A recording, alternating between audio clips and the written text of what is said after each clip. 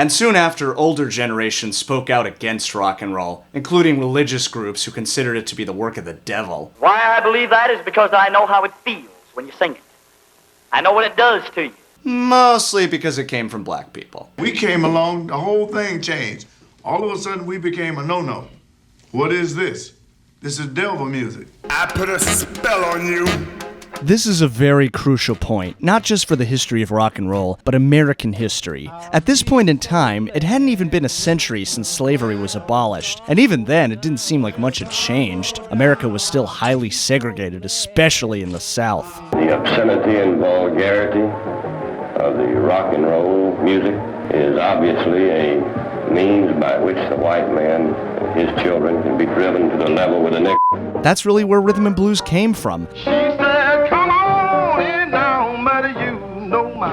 These guys didn't just sing the blues, they lived the blues. Whether singing in the cotton fields or singing in church, the oppressed African American culture found solace in music.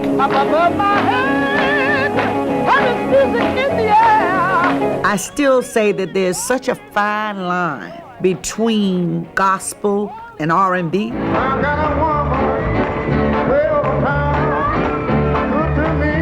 It was uplifting, it was soothing, a form of spiritual healing. And I think that's why the younger generation, white kids included, found rock and roll so appealing. Apart from it being fun to dance to and rebellious in nature, rock and roll and rhythm and blues was pure emotion.